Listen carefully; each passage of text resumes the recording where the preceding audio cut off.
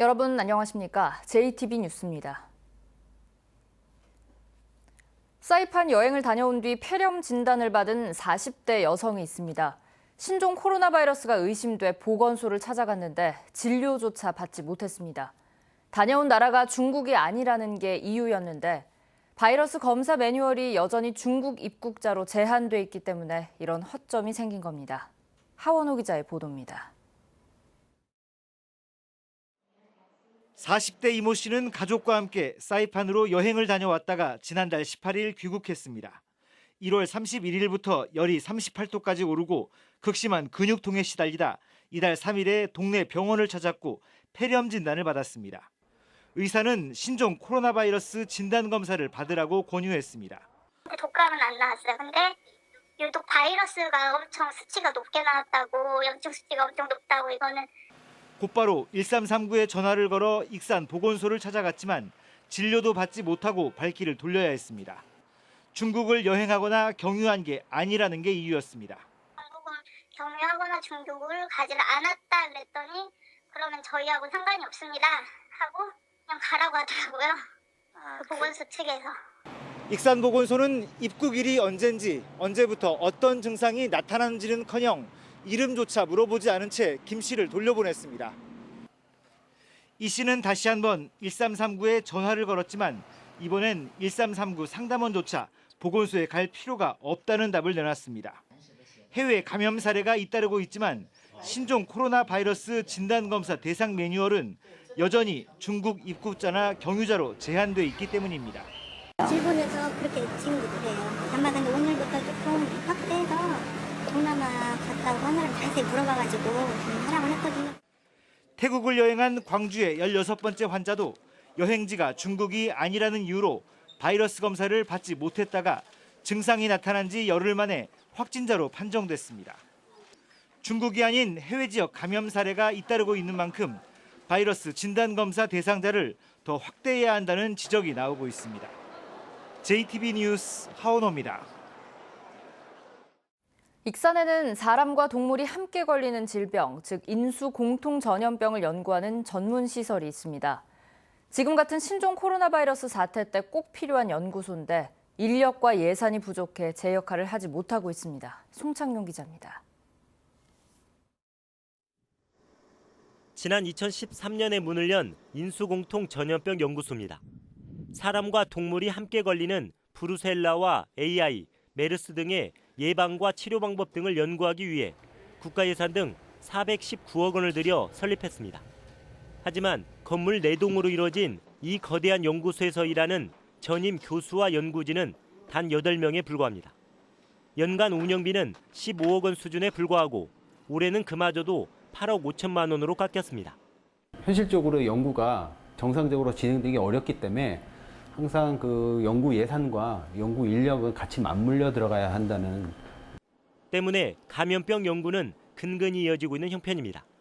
지금 유행하고 있는 신종 코로나 바이러스와 연관이 있는 메르스 연구도 진행되고 있지만 기초적인 예방 백신 개발에 머물고 있습니다. 연구소는 전북대학교 소속으로 교육부의 관리 감독을 받습니다. 메르스 등 국가적 재난 사태가 발생하면 연구소를 독립법인으로 만들거나 정부가 직접 관리해 활용성을 높여야 한다는 의견도 나오지만 그때뿐입니다. 운영비가 있으면 어느 정도 그 안에서 충분히 우리가 연구를 할 수 있는 그런 역량도 가지고 있기 때문에 가장 선별적으로 생각돼야 될 것은 운영비고.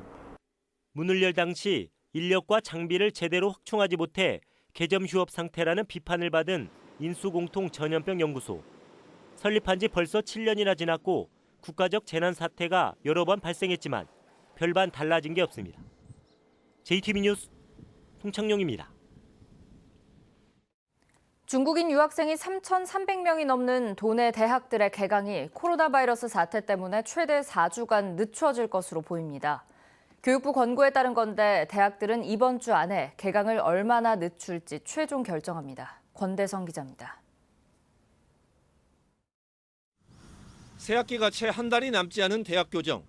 곳곳에 감염병 예방 수칙을 알리는 안내문과 현수막이 붙었습니다. 기숙사 입구에는 발열 여부를 확인하는 열화상 카메라까지 등장했습니다. 수백 명씩의 중국인 유학생들이 입국을 앞둔 대책들입니다.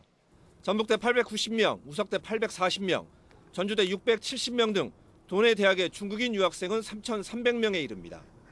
신종 코로나 사태가 중국 전역으로 확대되자 개강 연기에 공감하는 국내 학생들도 있습니다. 수업을 항상 같이 듣다 보니까 되게 불안한 요소는 있는 것 같아요. 놓쳤으면 하는 생각을 가진 학생들이 되게 많은 것 같아요. 이 같은 우려 속에 교육부가 전국 대학에 최대 4주간의 개강 연기를 권고했습니다. 개강 연기가 불가피하다고 본 도내 대학들도 논의에 속도를 냅니다. 이번 주 안에 개강 연기 기간을 최종 결정할 예정인데 최소한 2주 정도는 개강을 늦출 것으로 보입니다. 학사 관리 일정과 문제가 없을 정도로 한해서 정부의 또 권고에 따라서 그 일정 범위 내에서 최종 결정할까 합니다. 대학들은 중국인 유학생이 입국하면 2주간 등교를 중지하고 이상이 없으면 등교시킬 계획입니다. JTB 뉴스 권대성입니다. 이번 신종 코로나 바이러스 사태로 주말 예배와 미사 등을 앞둔 종교계도 대책을 세우느라 분주합니다. 마스크를 쓰고 예배를 드려도 된다는 안내를 하는가 하면 성당의 성수대는 폐쇄됐습니다. 나금동 기자입니다. 전주의 한 대형 교회입니다. 일요일마다 700명이 넘는 신도들이 몰립니다. 본당에 들어서니 곳곳에 손 소독제가 놓여 있습니다. 신도들에게는 마스크를 쓰고 예배를 드려도 된다는 안내문이 발송됐습니다. 예배 시간에 지금 현재 상황이 또 상황이니만큼 편하게 하실 수 있는 분들이 마음이 편하다면 마스크를 쓸 수 있도록 그렇게 허용도 이제 하기로. 1년 내내 열려 있는 교회 역사관은 무기한 문을 닫았습니다. 또 다른 대형 교회 앞에는 악수 대신 목례를 하라는 안내문이 붙어 있습니다. 항상 예배 끝나고 악수를 했었거든요. 담임 목사님과 이제 손으로 하는 것이 아니라 목례로 인사하는 모습. 성당도 신종 코로나 확산 방지에 안간힘을 쓰고 있습니다. 본당에 있는 이곳 성수대에서는 성수를 찾아볼 수가 없습니다. 메르스 사태 이후 5년 만입니다. 성당 입구에 비치된 성수대는 당분간 폐쇄하고요. 그래서 당분간 성수 기도를 하지 않는 걸로 그렇게 하기로 했습니다. 감염의 위험성이 있기 때문에 혹시라도 물을 통해서. 전북의 종교계 대표들은 회의를 열어 종교 행사를 최대한 자제하는 등 신종 코로나 유행 차단에 힘을 모기로 했습니다. 저희도 이제 정초가 되면 정초 기도가 많이 있거든요. 그런 행사들을 자제할 수 있도록, 조심할 수 있도록 이렇게 전달이 됐었고. 신종 코로나 사태, 종교계도 대응 수위를 높여가고 있습니다. JTB 뉴스 나금동입니다. 신종 코로나 사태 때문에 중국에서 부품을 공급받지 못하는 현대차 전주 공장이 오늘부터 엿새 동안 임시 휴업에 들어가면서 협력업체들이 연쇄 피해를 보게 됐습니다. 회사마다 수억 원의 매출이 감소해 직원들의 임금까지 줄어들 상황입니다. 김철 기자입니다.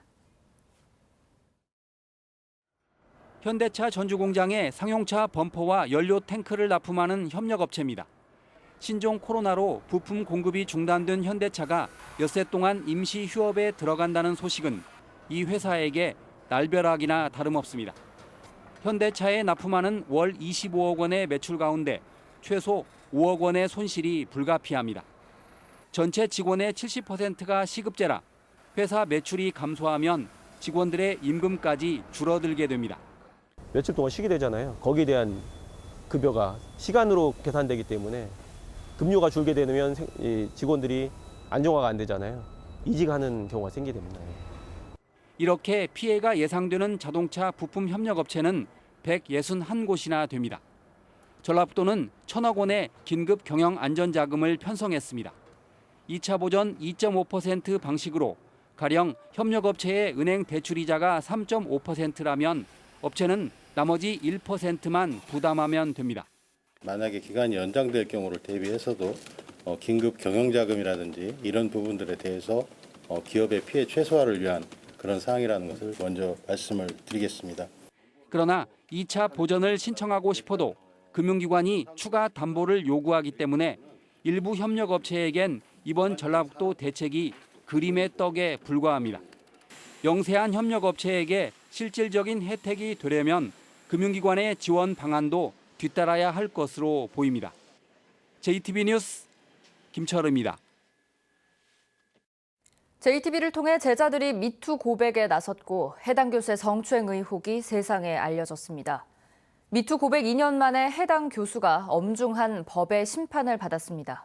이 교수는 법정 구속됐습니다. 오정현 기자입니다.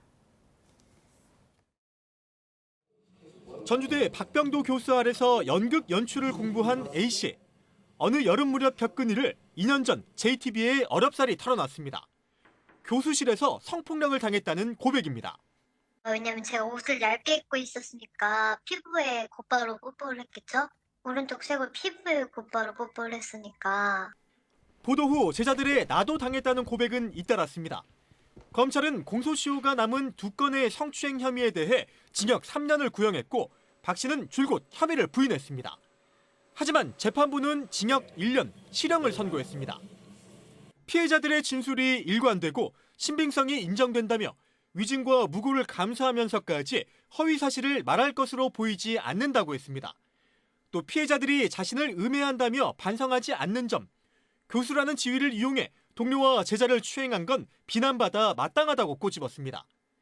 재판부는 그러면서 40시간의 성폭력 치료 프로그램 이수와 아동청소년기관 3년간 취업 제한도 함께 명했습니다. 박 씨는 법정 구속됐습니다.